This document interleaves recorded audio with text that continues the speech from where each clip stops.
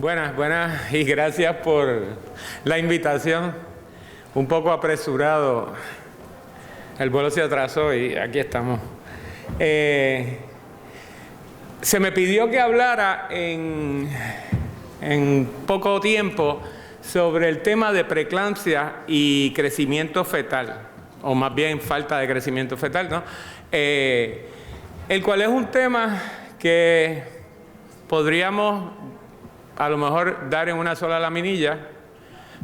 A menudo coexiste el problema de crecimiento fetal en presencia de preeclampsia, pero quisiéramos abundar un poco en este periodo de tiempo en las causas de que estas dos condiciones coexisten. Creo que este es el que cambia. Eso es así. A menudo asociamos las dos condiciones, ¿verdad? Las madres que han tenido preeclampsia y los individuos que han nacido rezagados en crecimiento, ambos tienen un aumento en riesgos a largo plazo, en riesgos cardiovasculares. Presumimos a menudo que la etiología de ambas condiciones es la misma o es algo muy común, ¿okay?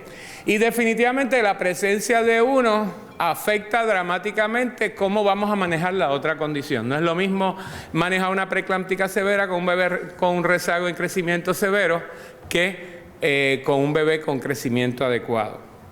Y nos vemos a veces en la situación clínica de una paciente con un bebé de tal vez 26, 28 semanas, con un crecimiento desafortunadamente dramáticamente anormal por debajo de la primera percentila, con rasgos de preeclampsia.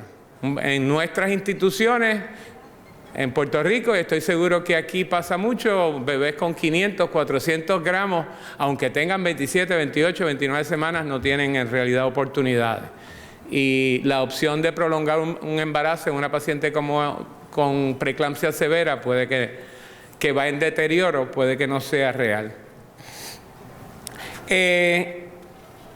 Y como les dije, tal vez pudiera haber acabado la conferencia aquí, el riesgo de rezago en crecimiento para las pacientes preeclámpticas de bebés por debajo de la 10ª percentila, como definimos generalmente rezago, es 2.7 veces mayor que el de la población. Y el de tener un bebé por debajo de la 5ª percentila es 4 veces y pico mayor. Interesantemente, este riesgo aumentado no se ve en las pacientes preeclámpticas con embarazos múltiples, ¿ok? Y también es interesante el hecho que la hipertensión en sí no parece ser el factor principal en el desarrollo del rezago en crecimiento, como pensaríamos en la mayoría de las pacientes que son hipertensas crónicas. Hay una proporcionalidad entre su descontrol y su grado de hipertensión y la probabilidad de que el bebé nazca con rezago. En cambio, en preeclampsia, este no es el caso, ¿okay? Y algunos de los rezagos más grandes en crecimiento los vemos en pacientes que tienen otras manifestaciones de la condición, no necesariamente la hipertensión en grados de severidad. De hecho, cuando nosotros vemos la estadística del otro lado y vemos cómo se comparan las preeclámpticas en general con las pacientes normotensas sin diagnósticos de preeclampsia u otra condición mórbida, vemos que las proporcionalidades son bastante comunes, bastante similares. Sí hay un aumento en la cantidad de niños de bajo peso, pero también hay una cantidad aumentada de niños grandes para la edad gestacional, ¿okay? Así que no hay una relación estrecha o tan estrecha como pudiéramos sospechar. El 80% de todos los embarazos en madres con preeclampsia ocurren tarde en el embarazo y la gran mayoría de estos fetos no tienen rezago en crecimiento. Y la mayoría de las madres, por otro lado, con rezago en crecimiento no tienen preeclampsia. A mí me gusta siempre cuando doy una conferencia reconocer a alguien oscuro en la historia.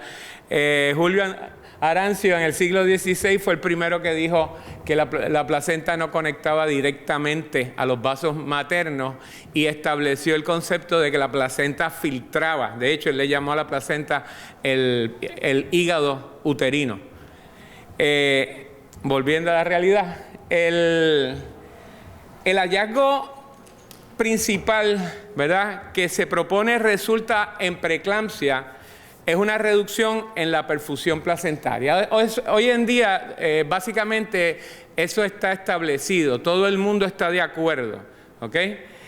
Es lógico, por lo tanto, que sea más común la preeclampsia en presencia de enfermedades que hay algún tipo de compromiso vascular, como hipertensión, diabetes, y es más común también en situaciones donde hay exceso de masa placentaria, gemelos, enfermedad trofoblástica, que aunque la circulación uterina sea normal, no es capaz de perfundir adecuadamente todo ese material placentario.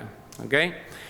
Y claro, la etiología detrás de muchos de los casos de restricción en crecimiento, definitivamente sabemos que es un problema de perfusión placentaria, una de las más comunes, ¿verdad?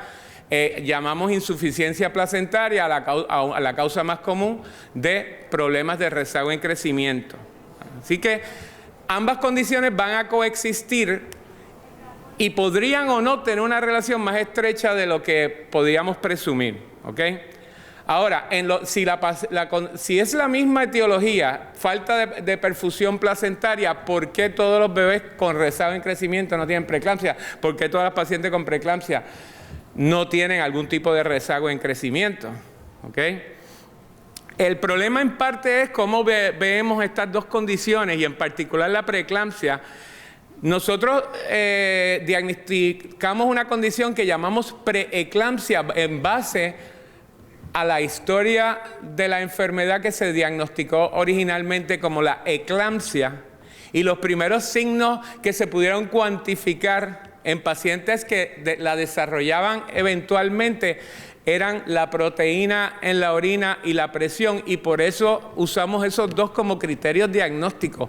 Pero esto es por razones puramente históricas.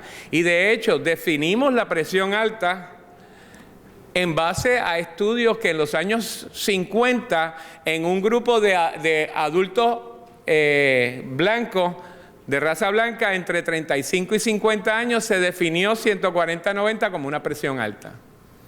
Y 75 años después estamos definiendo preeclampsia en base a esa definición, como cuando ustedes saben que las presiones en las mujeres son normales, distan mucho de esos valores. ¿Okay? La realidad es, y también cuando hablamos de preeclampsia a término versus preeclampsia que ocurre lejos de término, menos de las 34 semanas, todo el que clínicamente ha manejado esa condición sabe, esa mosca me tiene loco, perdón, todo el mundo sabe que son condiciones con una presentación diferente, ¿ok? Así que hablamos de preeclampsia como una sola enfermedad, pero en realidad o es más de una enfermedad con un origen más o menos común, o es una enfermedad con un espectro de gravedad increíblemente enorme, o son isoformas de la misma enfermedad que se manifiestan diferentes. Todavía en este milenio estamos hablando de esto y no tenemos una buena definición y unos verdaderos buenos criterios para definir esta condición. En el caso de rezago en crecimiento por insuficiencia placentaria, en el caso de preeclampsia, que ocurre como un problema de insuficiencia placentaria, ¿son preeclampsia la expresión materna y es rezago en crecimiento de la expresión fetal de la misma condición? Tampoco lo sabemos. ¿Okay? De hecho, si nos vamos, y en cierta forma pido que me excusen por insultarlo con la sencillez de esa laminilla, como la historia es mucho más complicada, pero hoy en día estamos bastante claros de que la invasión trofoblástica incompleta incorrecta que ocurre en muchos pacientes lleva a una pobre remodelación de las arterias espirales a nivel de miometrio, y eso produce una pobre perfusión desde temprana edad que facilita que ocurra apoptosis, muerte celular programada exagerada, necrosis de más tejido de la que debería haber, y se propicia un ambiente hipóxico. Y es ese debris que empieza a aparecer en la circulación, modulado también por efectos inmunológicos que pueden aumentar o propiciar esto todavía más, que eventualmente producen lo que debe ser hoy en el cuadro clínico de una preeclampsia. Claro, ese sería el cuadro clínico de una preeclampsia relativamente de origen temprano, porque si esto de verdad está ocurriendo desde tan temprano, ¿por qué el 80% de las pacientes no les aparece preeclampsia hasta tarde? ¿Ok? La realidad es que los hallazgos histológicos que nos enseñaron en la escuela y que se reportan en pacientes con preeclampsia no son consistentes. Pobre invasión trofoblástica, como les acabo de mencionar, solo se documenta en el 70% de los casos. Aterosis, que era algo que nos preguntaban hasta en los exámenes a nosotros como hallazgo histológico, solo se ve en 1 de cada 3 pacientes preeclámpticas. ¿Okay? Los hallazgos histológicos son variados,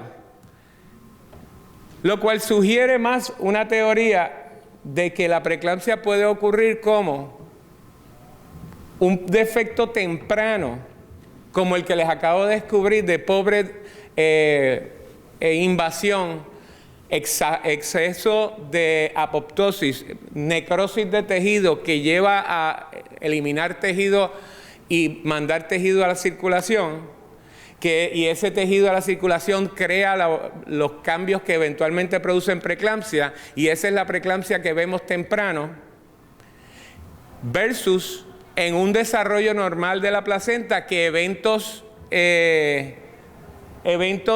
externos que vengan ya avanzado el embarazo puedan producir también daño placentario, exceso de producción de material fragmentado que sale a la circulación y aparezca el cuadro de preeclampsia tardío, que es el más común y es el que menos se asocia a bebés de bajo peso. Así que en la paciente de preeclampsia de origen tardío tendemos a esperar un bebé de crecimiento más o menos normal. En cambio, en la paciente de preeclampsia con comienzo bien temprano, tendemos a tener a un bebé de tamaño pequeño. Si nosotros comparamos las placentas de pacientes normales con pacientes con rezago y con preeclampsia, vemos que hay, esta no es la única situación, pero vemos que hay una cuestión de grado en términos de lo que ocurre normalmente y el paciente con preeclampsia versus el bebé con rezago en crecimiento. ¿Okay? Los cambios inflamatorios tienden a ser más severos en preeclampsia, los cambios de debris en la circulación tienden a ser más severos en preeclampsia. Pero si uno viera esto, presumiría que esto es una cuestión de grado entre lo que normal, rezago en crecimiento y preeclampsia, pero no lo es. Hay muchos otros cambios placentarios que no podemos cuantificar o no lo podemos hacer fácilmente y que diferencian ambas condiciones. Así que la diferenciación no es solo de grado, la patología placentaria de una y otra no es solo de grado, hay otros problemas funcionales también. Volviendo a lo mismo, ¿ok? La predicción de rezago en crecimiento y preeclampsia como dos entidades unidas de hallazgos tan similares en términos patológicos existe, pero la forma en que las dos se unen es lo que no podemos predecir de forma confiable. Y una puede ocurrir en ausencia de la otra, a pesar de que las patologías placentarias sean muy similares. Si con esta conferencia les he dejado más confundidos que cuando empezaron, ese era mi propósito, porque la realidad es que no es un tema tan sencillo como parecía en el tercer slide que les presenté. Muchas gracias y cualquier pregunta...